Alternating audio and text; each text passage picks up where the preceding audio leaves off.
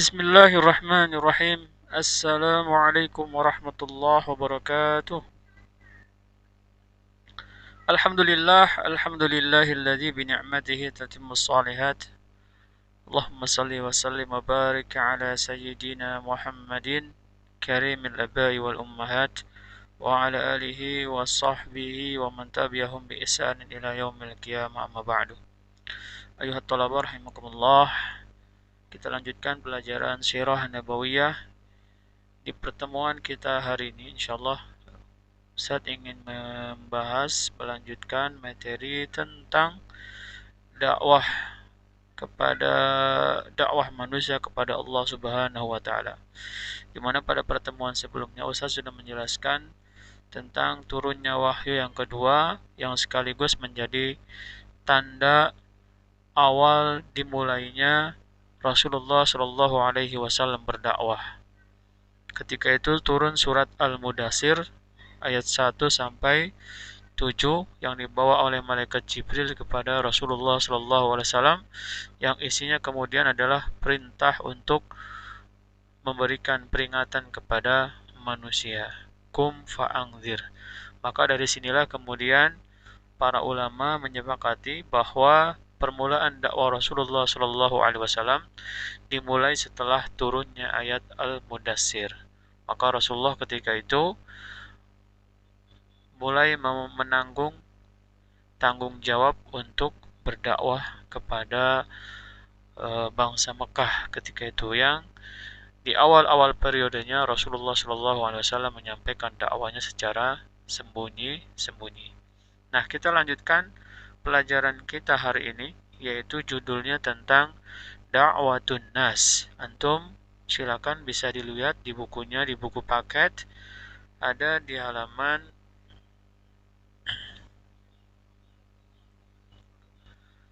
ada di halaman 30. Baik, seperti biasa untuk melanjutkan materi ini kita akan sedikit mendalami atau memahami beberapa kosakata yang mungkin antum belum paham ya. Insyaallah nanti setelah ini kita akan bisa memahaminya secara bersama-sama sehingga kita bisa memahami sirah nabawiyah dengan baik dan benar. Mufradat yang ada di materi Da'watun Nas, antum silakan bisa lihat di halaman 30 di kotak paling atas di situ ya. Ada beberapa kosakata yang mungkin ya antum belum memahaminya. Yang pertama ada kata sahlan. Ya, sahlan itu lawan kata dari so'bun ya. Sahlan itu mudah ya. So'bun ya, susah ya. Kemudian sahlun ya, sahlun lawannya so'bun. Sulit apa mudah lawannya susah. Sahlan ini mudah. Kemudian ada kata azimah. Azimatun. Aziman itu tekad. Ya, tekad atau azimah ya. Azam ya. Kemudian ada kata asnamun. Nah, asnam berasal dari ini isim jamak ya, isim jamak yang mufradnya itu sonamun ya. Sonamun itu artinya patung. Jadi asnamun berhala-berhala atau patung-patung. Kemudian ada kata sidamun. Sidamun itu artinya adalah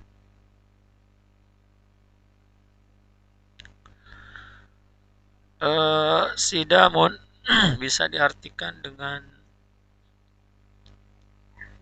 bentrokan ya, atau benturan gitu ya. Sidamun ya. Benturan atau bentrokan ya. Kemudian ada kata ya,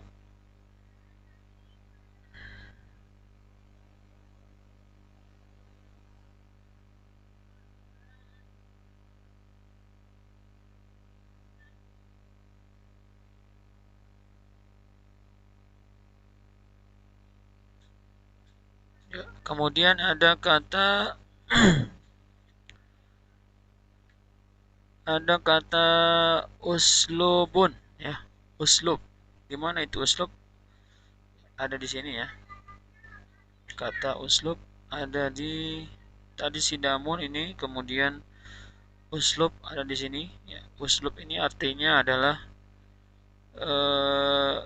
metode ya atau cara gitu ya. Uslub. Jadi metode dakwah.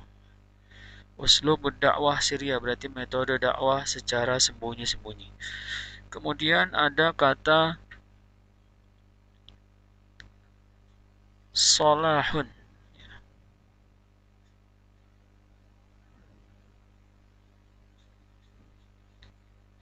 Ada kata solahun di sini ya. Ini artinya solah itu eh, kebaikan, ya. Kebaikan atau orang soleh berarti. Kemudian ada kata maula ya. Maula ada di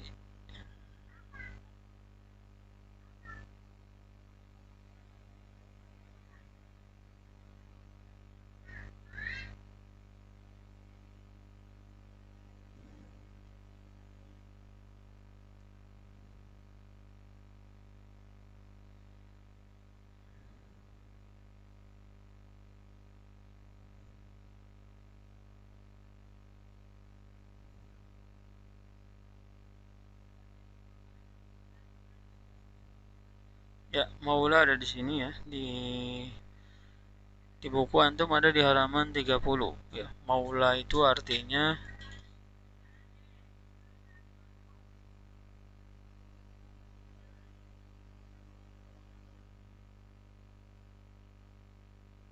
ya lebih ke pembantu ya atau khadimah.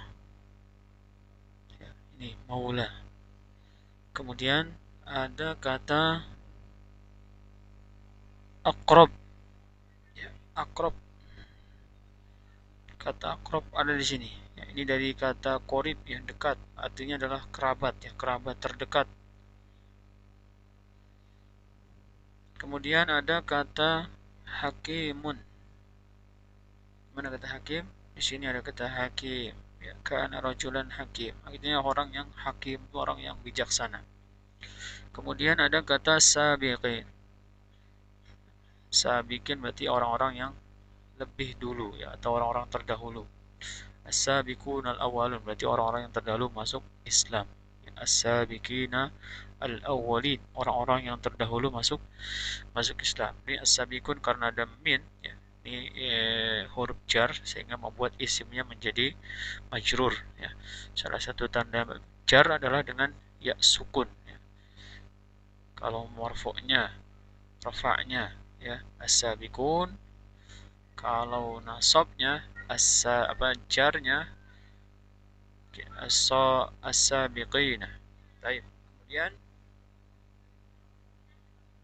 ya, itu beberapa kosakata yang ada di buku yang tercatat di kotak ya, di kotak di bagian atas di halaman 30. Sekarang kita langsung saja untuk memahami sirah ini secara menyeluruh ya. Silakan disimak dari halaman 30 ya. Ada di halaman 30. Judulnya adalah Da'watun Nas. Ini kalau di sini halaman 32 ya, karena ini memang bentuknya bentuk PDF. Ini buku aslinya ya, dari Malaysia ini.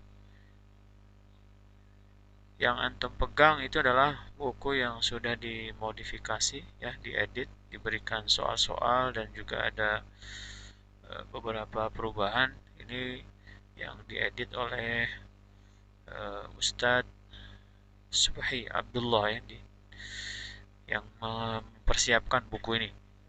Dan buku aslinya ini adalah dari buku As-Siratu lil Jami' ya, yang dikarang oleh Dr. Mamduh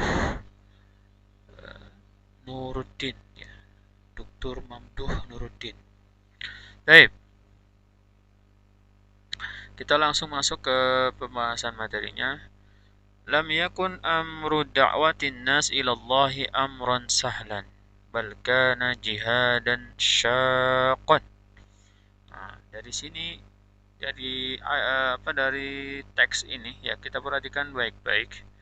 Lam yakun amru dakwah. Jadi amru dakwah atau perkara dakwah ya, perkara dakwah manusia kepada Allah.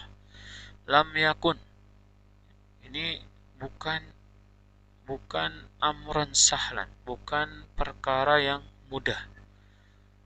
Lam yakun amru da'watin nas, ini fa'il nih, amru. Jadi perkara dakwah manusia kepada Allah ya, tidak menjadi perkara yang amrun sahlan, tidak menjadi perkara yang mudah. Bal akan tetapi kana jihad dan syakon ya, menjadi jihad yang sulit, jihad yang berat. Syakon itu artinya berat ya, sulit.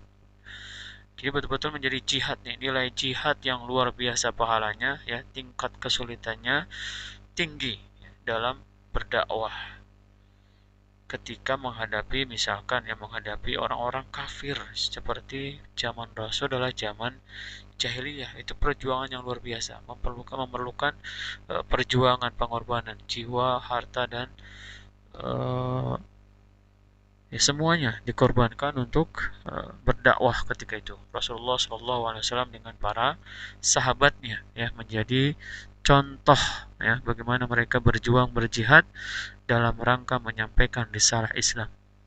Sehingga kemudian perkara dakwah ketika itu bukan sesuatu yang mudah ya. Bukan sesuatu yang mudah yang kemudian menjadi sebuah nilai jihad ya, menjadi jihad yang sangat sangat sulit. Yahtaju ila azimatin qawiyah, sehingga kemudian yahtaj membutuhkan, yahtaju membutuhkan ila azimah, membutuhkan tekad ya, membutuhkan azam qawiyah yang kuat, membutuhkan azam yang kuat. Wa hikmatin 'azimah, kemudian juga ya membutuhkan selain azam yang kuat juga membutuhkan hikmah-hikmah atau cara-cara yang bijaksana ya, yang tinggi ya, kebijaksanaan yang azimah, yang luhur, sehingga orang bisa menerima dakwah tersebut. Dan Rasulullah SAW adalah orang yang memiliki itu semua ya.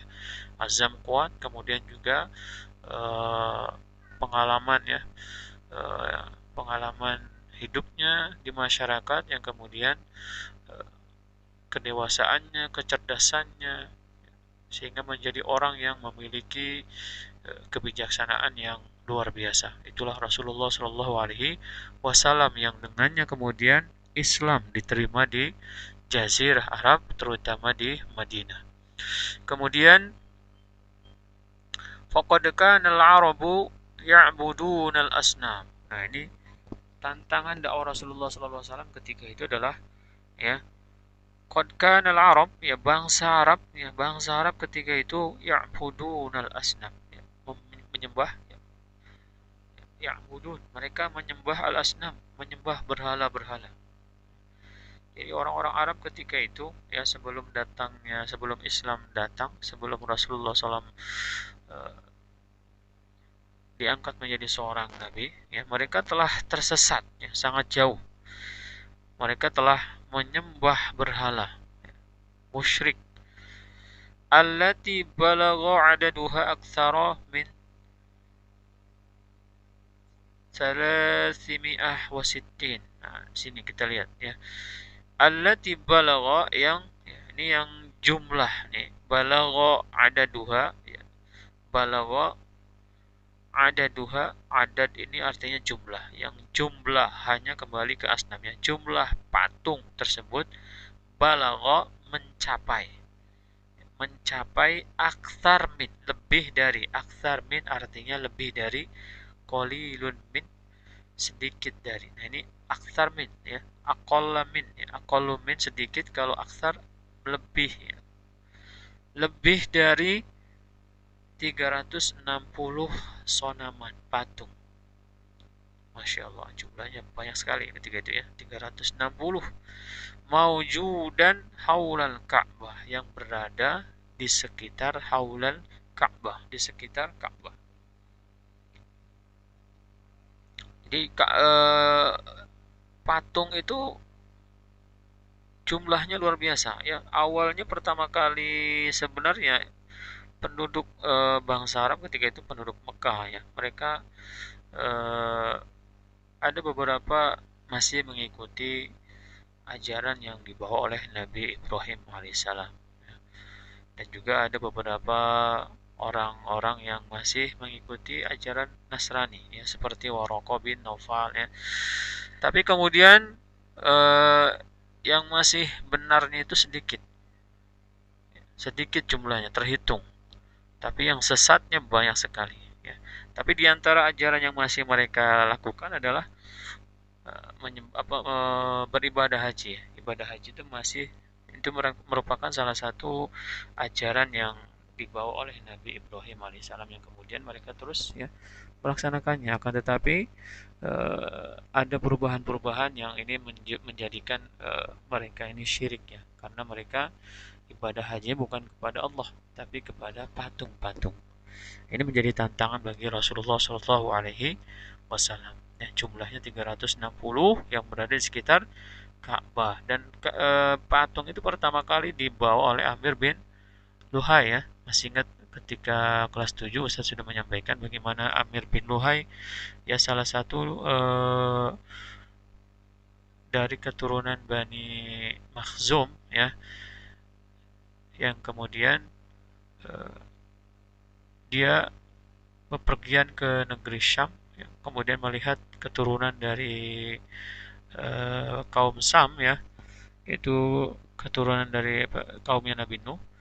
Mereka ketika itu sedang menyembah berhala, dan Amir bin Luhai ini kemudian tertarik dengan cara mereka menyembah berhala, sehingga kemudian dia bawa tuh berhala ke Mekah. Ketika itu berhala yang dibawa oleh Amir bin Luhai namanya Hubal ya, Hubal. Baik, kita lanjutkan. Wa kana minas sa'ab ya, dan menjadi salah satu yang menyulitkan gitu ya. Salah satu kesulitan dari apa yang dilakukan Rasulullah SAW ya dalam berdakwah, ad-dukhul ma'al Arab jami'an ya. Menjadi salah satu kesulitan ya, masuk masuk ke bangsa Arab ya seluruhnya ya. Masuk ke apa, ke penduduk bangsa Arab keseluruhnya, fi sidamin mubasir ya, dengan eh, apa ya, dengan tantangan, dengan benturan yang langsung ya. Bisa bisa menjadi ancaman bagi Rasulullah SAW ketika ketika itu Rasulullah SAW langsung ya berdakwah kepada bangsa Arab seluruhnya, sehingga Rasulullah SAW ketika itu memilih jalan dakwah secara sembunyi-sembunyi, karena ya, karena ini benturannya luar biasa. Kalau terjadi, kalau kemudian seandainya Rasulullah ketika itu dakwahnya secara terang-terangan, ya mungkin eh, ya secara logikanya, ya secara logika.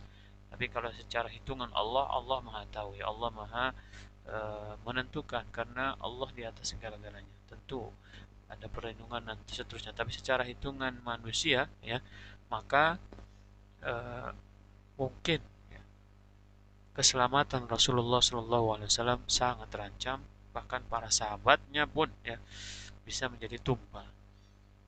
Ketika Suriah saja ya, beberapa ada yang ketahuan, dan ketika mulai dakwah secara terang-terangan juga ya, bagaimana para sahabat kemudian mendapatkan perlawanan, mendapatkan hadangan, rintangan, dan penyiksaan dari kalangan kafir Quraisy.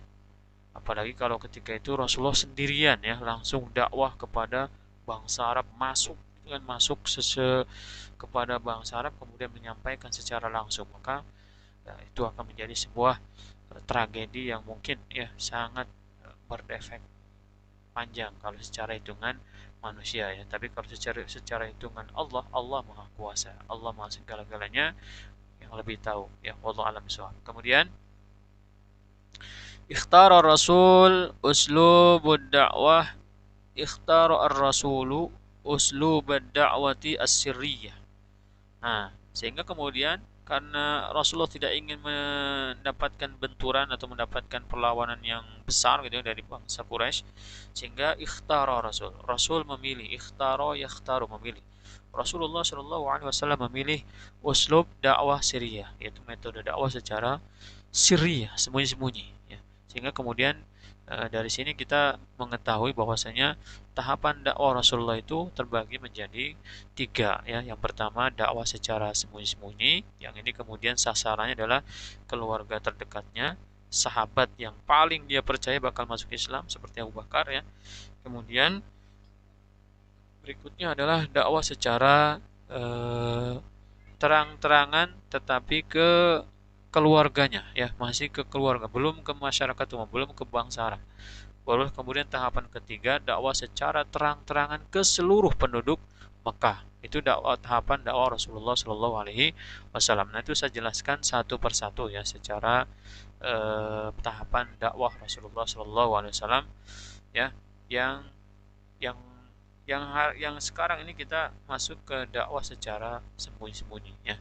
Kemudian faqada yad'u ahla baitihi. Nah, jadi dakwah Rasulullah SAW secara sembunyi-sembunyi, metode dakwah yang dipilih Rasul secara sembunyi-sembunyi di awal periode dakwahnya ya.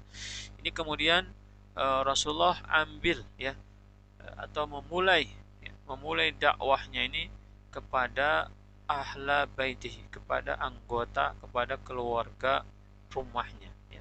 Istrinya ya, kemudian anak-anaknya, pembantunya ya. Makanya kemudian ketika itu yang masuk Islam di awal periode dakwah Syria itu adalah Siti Khadijah ya, dari kalangan wanitanya, istrinya sendiri. Kemudian dari kalangan anak-anak ada Ali bin Abi Thalib ya, karena Ali bin Abi Thalib ini ponakannya Rasulullah Shallallahu Alaihi Wasallam yang kemudian uh,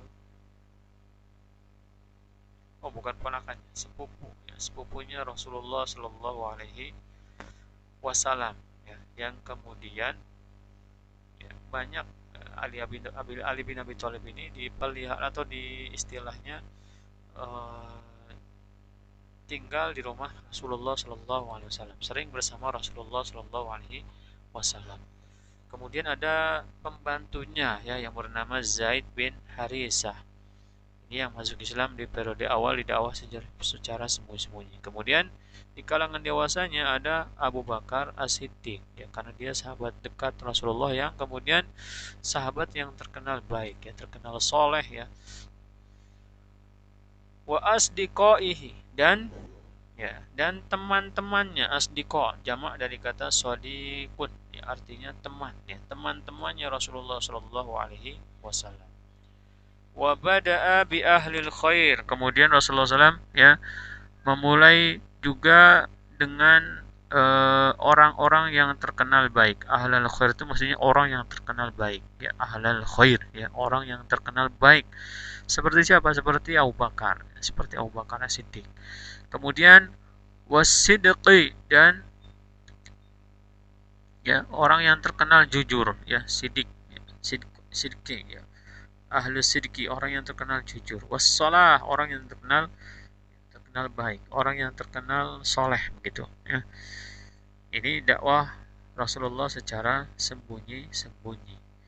Kemudian kita lanjutkan ini sampai di uh, dua paragraf ya. Kita lanjutkan ke bawahnya.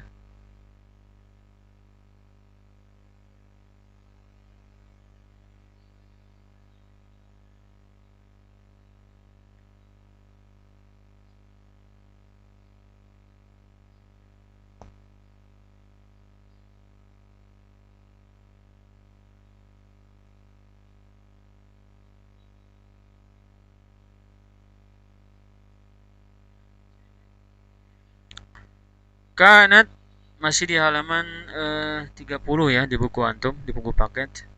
Kanat judulnya masih sama yaitu Da'watun Nas. Kanat as-sayyidatu Khadijah bintu Khuwailid zaujatun Nabi sallallahu alaihi wasallam, ya. Jadi Siti Khadijah bintu Khuwailid, anak perempuannya Khuwailid, zaujatun Nabi, istri. Zaujah itu istri, istri Nabi Muhammad sallallahu alaihi wasallam. Kanat awwalaman aslam. Dialah yang pertama kali, ya, awwalaman aslam. Dialah yang pertama kali masuk Islam, ya. Jadi dari kalangan wanita ini Khadijah yang pertama, bahkan pertama kali orang, ya, secara umum orang itu masuk Islam adalah Siti Khadijah, baru kemudian Ali, ya, kemudian Zaid, kemudian Abu Bakar dan seterusnya. Kemudian Thumma Zaid bin Thabit. Nah, ini Zaid bin Thabit salah, ini bukan Thabit tapi Zaid bin Harisah. Ya, Zaid bin Harisah. Karena Zaid bin Thabit ini orang Ansor, ya, orang Madinah. Jadi ini belum ada nih, Zaid bin Thabit ini belum muncul karena dia masih di Madinah. Ketika itu Madinah belum masuk Islam, ya. Kemudian Maula Rasulillah, pembantunya Rasulullah. Jadi Zaid bin Harisah dia adalah maula, pembantu Rasulullah sallallahu alaihi wasallam. Thumma Ali bin Abi Thalib, kemudian Ali bin Abi Thalib, ya.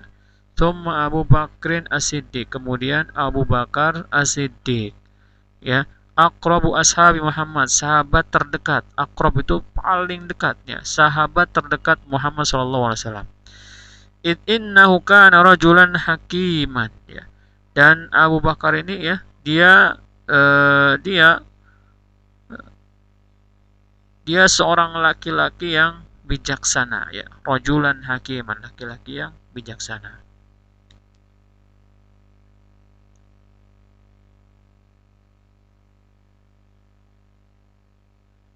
Fakana fakana haula'i minas sabiqin ila Islam, ya. Dan mereka yang tadi Ustaz sebutkan, ya, ada Khadijah, ada Zaid, ada Ali, ada Abu Bakar, ya.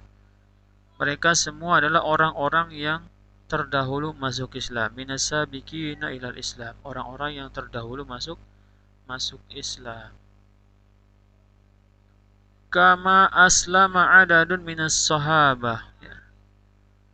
Kama aslama adadun minas sahabah. Seperti juga beberapa jumlah, ya, dari sahabat yang masuk Islam, ya, yang masuk Islam.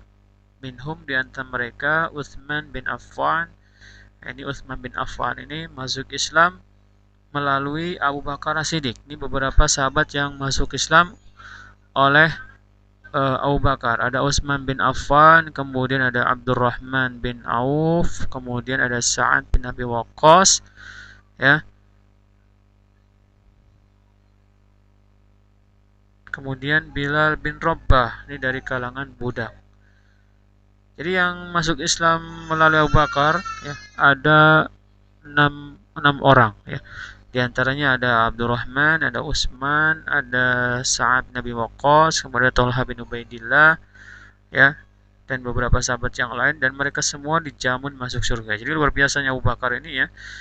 Dia pertama kali masuk Islam, kemudian hari itu juga Abu Bakar mengajak sahabat-sahabatnya dan sahabat-sahabatnya masuk Islam. Jadi kalau kemudian kita sedikit, merenungi, ya, bagaimana luar biasanya Abu Bakar, ya, karena dari tangan beliau, ya, lahirlah sahabat-sahabat yang kemudian eh, masuk Islam dan mereka dijamin masuk surga, ya. Tentu pahalanya mengalir kepada Abu Bakar, ya.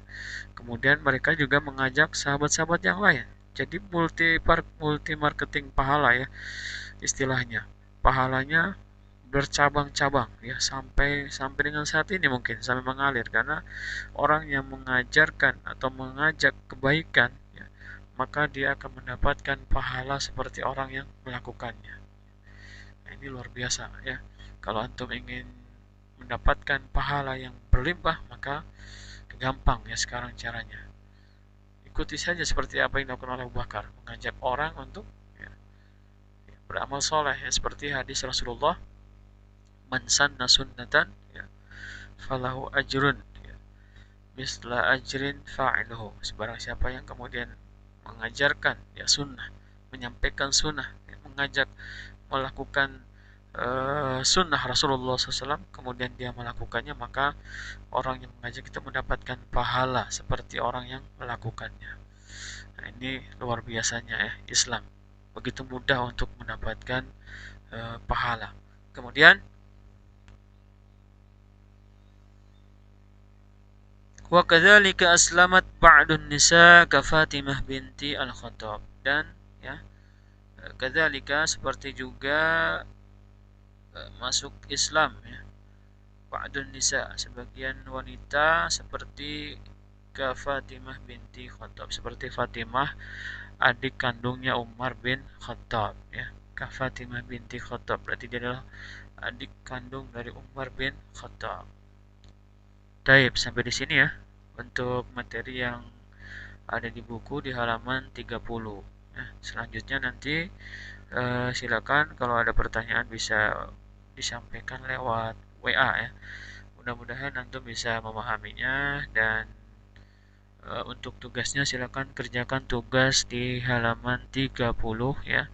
Di situ kalau antum nggak paham juga nanti silakan tanyakan maksud dari soal itu ya, nomor 1 sampai nomor 5 ya, yang esai ajib anil asyatil atiyah, dan juga yang soab au khoto, benar atau salah ya. Insyaallah silakan dikerjakan latihannya, kemudian kirimkan jawabannya ke WA Ustadz ya. Cukup dari Ustadz sekian ya, karena sudah lumayan panjang durasinya. Wallahu a'lam bishawab.